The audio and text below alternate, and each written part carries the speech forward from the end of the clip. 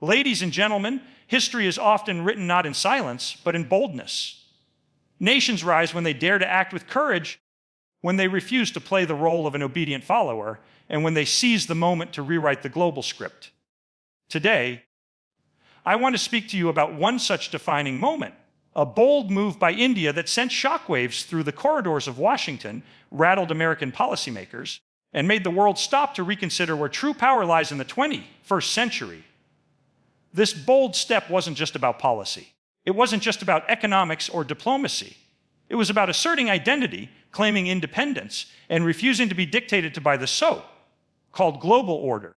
And it has left the United States, long used to setting the rules of the game, facing a rival who won't play by those rules anymore. There are three key truths we must uncover to understand why this move by India shocked America so deeply.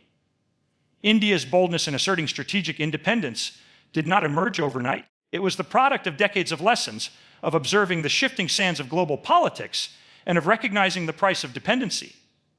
For far too long, nations across the world believed that aligning unquestioningly with a superpower was the safest path to stability. The United States, especially after the Cold War, encouraged this belief, positioning itself as the guardian of order, the enforcer of peace, and the indispensable ally without whom no nation could flourish. But India saw the cracks in this narrative. India understood that blind loyalty to any single power inevitably leads to compromise. Compromise of sovereignty, compromise of decision, making compromise of dignity. So when India chose to stand tall and make its own decisions, independent of Washington's expectations, it did more than just surprise the United States. It shook the very foundation of how power has long been exercised in global affairs. This shock was so profound because America had grown used to a certain rhythm. For years, it issued policy directions, and the rest of the world either followed or paid the price for not doing so. Countries that resisted often found themselves isolated, sanctioned, or destabilized. Yet India, with its sheer size, with its billion-plus voices, refused to conform. What stunned Washington was not only the fact that India said no, but the confidence with which it said it. It was not a timid rejection, whispered in the shadows. It was a firm, unapologetic declaration made on the global stage. India will act in accordance with Indian interests, not American demands. That moment revealed a new kind of courage. The courage to defy the pressure of the most powerful nation on earth. The United States is not accustomed to hearing resistance from partners it considers important. Its expectation was that India, given its growing economy, its need for foreign investment, and its role in international security, would tread carefully to avoid displeasing Washington. But instead of fear, India demonstrated boldness. Instead of compromise, it embraced clarity. Instead of bowing down, it stood tall. This act of independence was shocking to America because it exposed a truth that had long been hidden. The age of unipolar dominance is ending. For years, American policymakers assumed that their influence was unchallengeable, that their alliances would always hold, that their pressure would always work. But India revealed that the future belongs to nations that refuse to be cornered, nations that chart their own course, regardless of the disapproval it may invite. And why did India do this? Because it understood that true strength comes not from pleasing others, but from serving one's own people. India recognized that aligning blindly with American policies would not always serve its citizens. Whether it was about securing energy supplies, ensuring affordable resources, or maintaining balanced relationships with other global powers, India knew that its survival and growth demanded independence. The decision to resist pressure was not arrogance. It was responsibility. It was the responsibility of a nation determined to protect its sovereignty, to preserve its dignity, and to ensure that its destiny is written in New Delhi, not in Washington. For the United States, this was an unfamiliar experience. It had seen smaller nations resist before, but those were often brushed aside, punished, or pressured into compliance. But India was not small. India was not weak. India was not isolated. India's voice carries weight, and when it chose independence, it gave courage to others who had long been silent.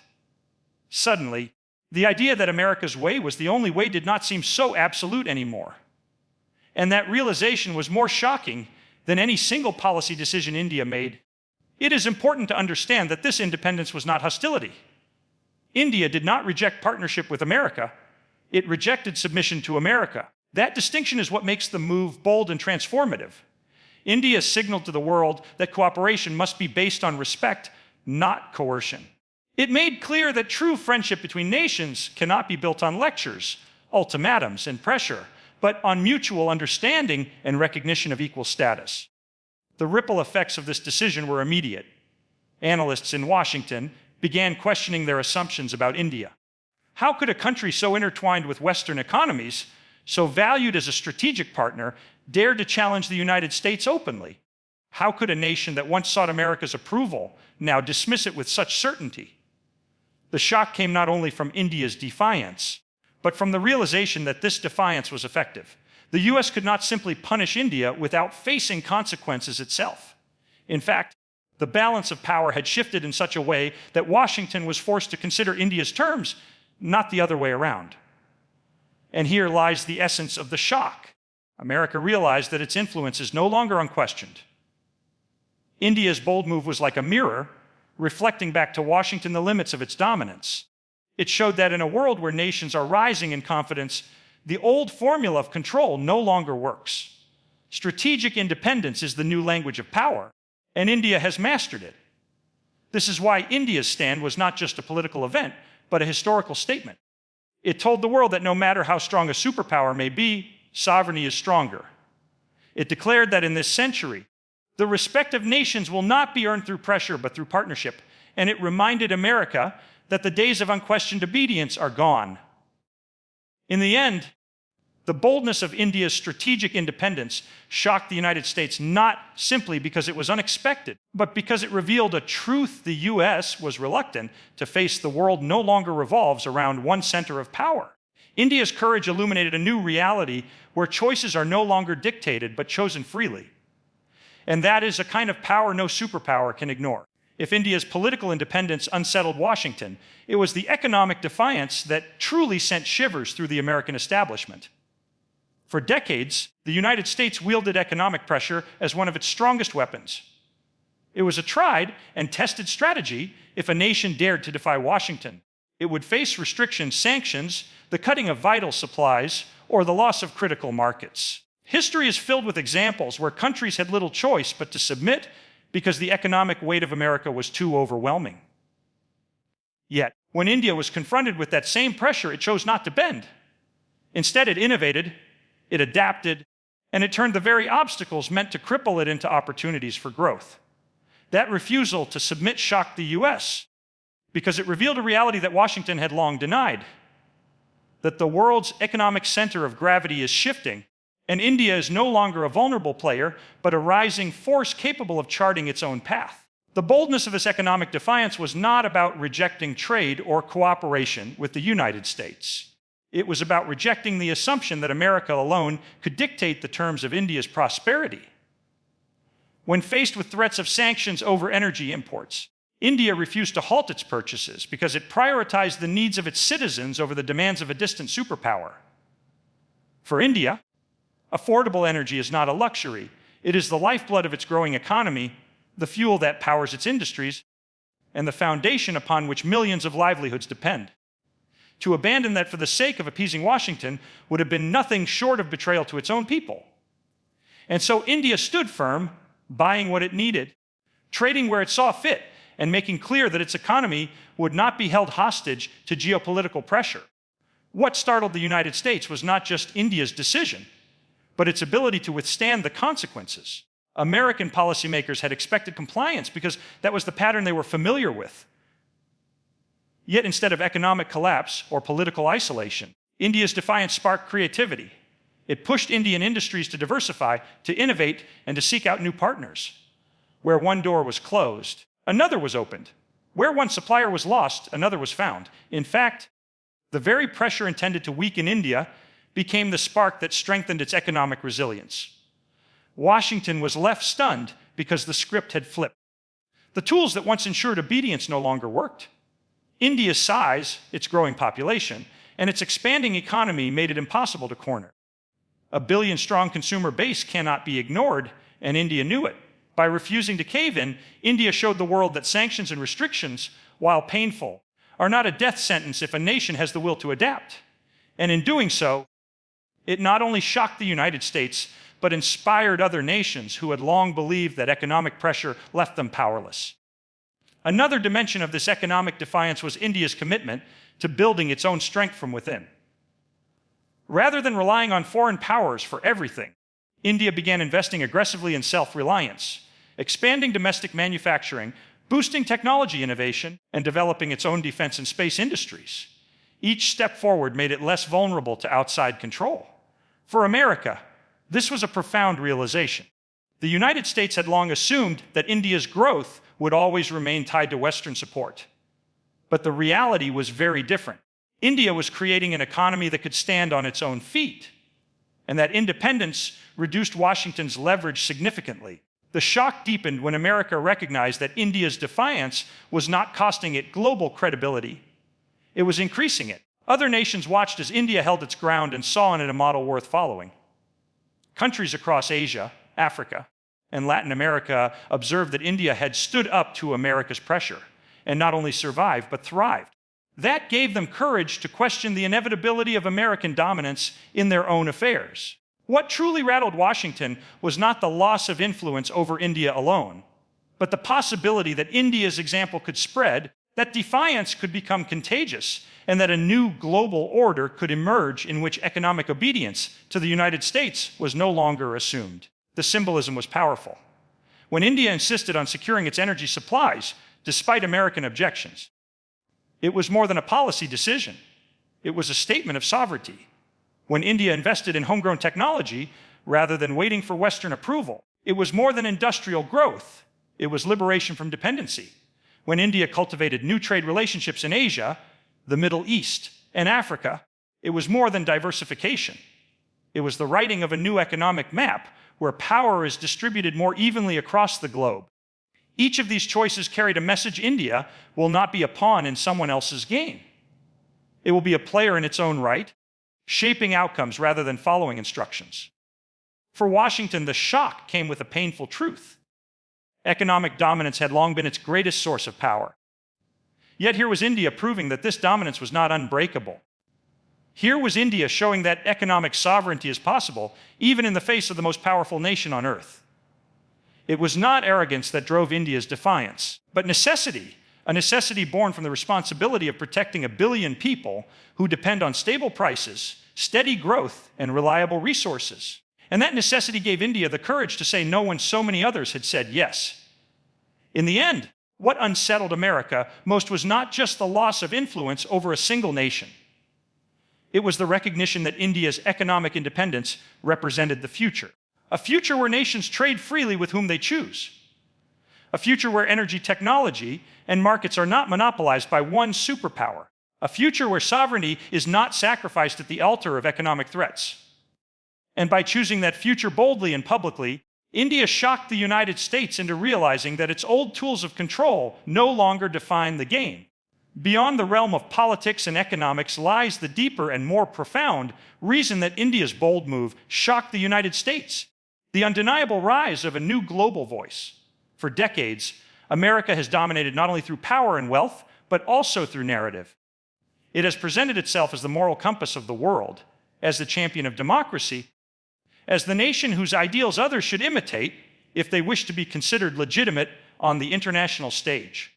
Yet when India chose its own path and refused to be silenced by outside pressure, it disrupted that narrative. It sent an unmistakable signal that the days of one country claiming the sole authority to define what is right for everyone are over. What shocked Washington was not just that India asserted itself, but that it did so with such credibility, such conviction, and such resonance that the world began to listen in a new way. India's moral authority is rooted in something unique, a history of struggle, resilience, and survival that few nations can match. It was not handed its independence by benevolent rulers. It wrestled it through sacrifice. It endured centuries of colonial exploitation and emerged with a vision of self-determination that continues to inspire nations across Africa, Asia, and Latin America. That experience gave India a moral grounding that America, with its different history, could not replicate. So, when India raised its voice against the idea that one superpower should dictate to all, it spoke not only for itself, but for millions of people around the world who had long felt the weight of that same dominance. What shocked the United States was the realization that India's voice carried legitimacy. It was not a rebellious outcry lacking foundation. It was a measured, principled stance backed by history, by numbers, by growing economic strength, and by an undeniable presence on the world stage. America was used to hearing criticism from smaller states, often dismissed as rhetoric. But when India spoke, the world paid attention.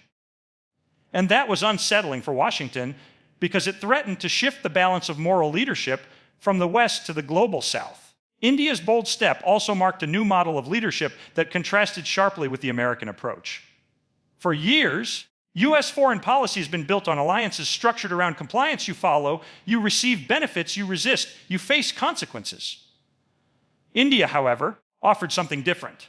Its message was one of multipolarity, of cooperation without coercion, of partnership without submission. Instead of demanding loyalty, India invited respect.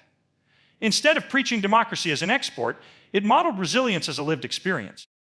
And that difference made its voice especially compelling to nations tired of being treated as junior partners. The United States found itself shocked not only by India's refusal to follow, but also by the wave of solidarity it generated. Across continents, nations began to see India as a mirror of their own aspirations. They saw a country that refused to bow to pressure and yet was not isolated, a country that managed to stand firm without losing its place in global diplomacy.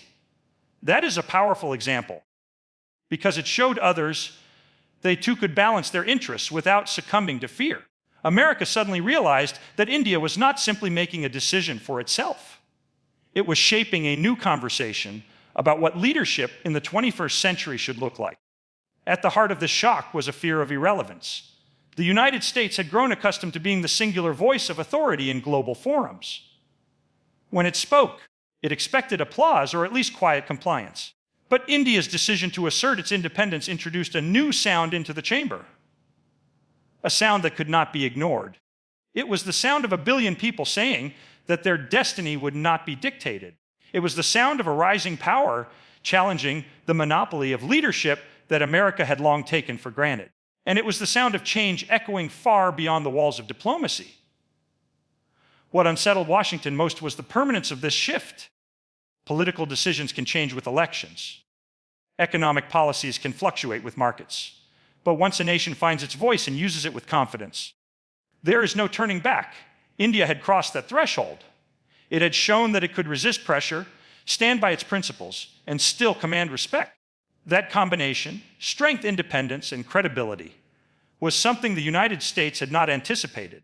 It had assumed that India would forever remain cautious, forever seek approval, forever balance between its own interests and American expectations. Instead, India shattered that assumption and in doing so, redefined the rules of engagement.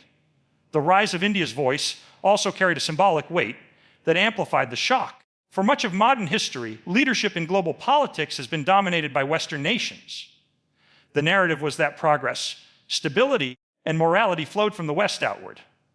But India, with its culture, its diversity, and its heritage, presented an alternative. It reminded the world that wisdom is not the property of one hemisphere, that guidance can come from any part of the globe, and that leadership is not inherited by power, but earned through courage. That symbolism, combined with India's growing influence, forced America to confront a truth it had long resisted, that it no longer held exclusive ownership of global leadership. In this way, India's bold step did not just shock America, it unsettled its very sense of identity as the world's unquestioned leader. The shock was not only external but internal. It forced Washington to ask questions it had avoided. What if the future belongs to a chorus of voices instead of one dominant voice? What if leadership must now be shared? What if America's role is no longer that of the sole conductor, but of just another instrument in the symphony? These are questions that do not come easily to a nation used to setting the tempo.